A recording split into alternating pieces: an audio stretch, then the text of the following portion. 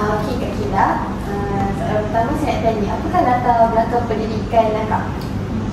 Saya belajar degree industri pemasaran dekat IAIT Syahla. Soalan kedua saya tanya, adakah Akak mempunyai individu yang menjadi idola semasa membesar?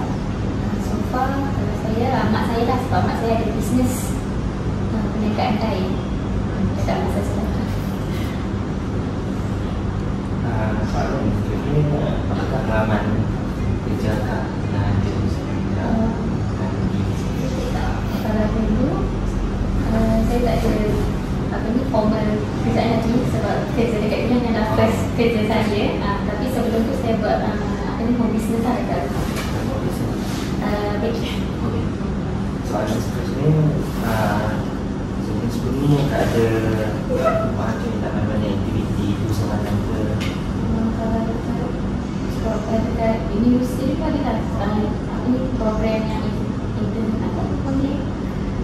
entrepreneurship. Bila Akak sedar bahawa Akak ni nak menjadi seorang usahawan? Sebenarnya daripada sekolah dah ada lah. Saya minat bila saya tengok kawan-kawan sekitaran saya tu dia orang buat perniagaan macam ambil upah lah, macam order makanan, lepas tu setiap order tu ambil upah sikit-sikit. Lepas tu lama-lama tu macam seronok tak niat kerja macam ni. Terus sampai sekarang saya pergi niaga. Okey, ibu Akak ada kedai latih kan? Soalan seterusnya, apakah motivasi utama Akak untuk memulakan perniagaan? Apakah faktor yang mendorong pada mulanya? Rasanya macam klise lah, macam duit. So macam biasa macam kita niaga ni kita dapat kurangnya duit apa semua kan. Tapi sebenarnya bila orang beli kita punya produk tu kita seronok. Macam produk aku ni laku macam. Soalan seterusnya, apa nama Kak masa start bisnes? Saya macam asal saya mulanya just ambil order biasa macam tu je lah. Lama-lama tu boleh buat bisnes apa semua kan. So lepas tu saya plan lah jadi macam promote produk apa semua tu. Teruskan lah. Soalan seterusnya, apa kejayaan Kak pada masa contohnya partnership ataupun sendiri? So far saya sendiri je lah. Okey, adakah Akak ada cadangan macam untuk menubuhkan perniagaan sendiri? So far plan adalah insyaAllah dalam 3 tahun lagi ada plan nak buka kedai sendiri. Dan bisnes macam mana? Cafe. Okey.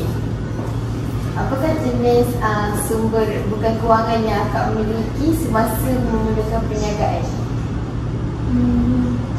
Kalau ada pada tahun so far ada oven lah, oven sendiri kat Baking. Akak sebelum start perniagaan ada tulis macam buat plan perniagaan?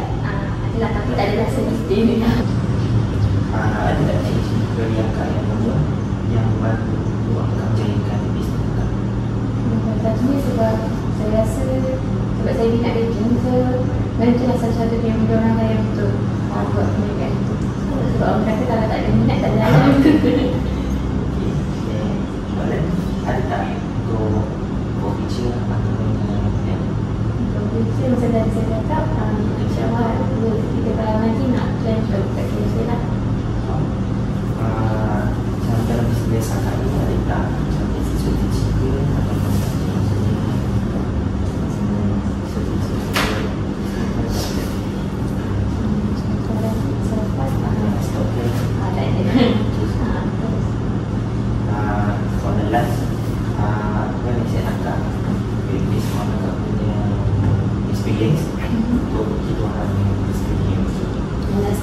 yang baru nak start perniagaan?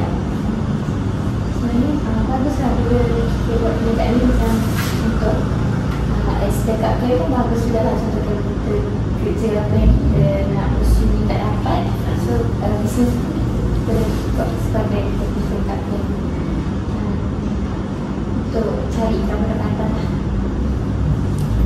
Saya setuju Kak untuk sesi interview ini. Terima kasih sebab meluangkan masa untuk kita. Terima kasih.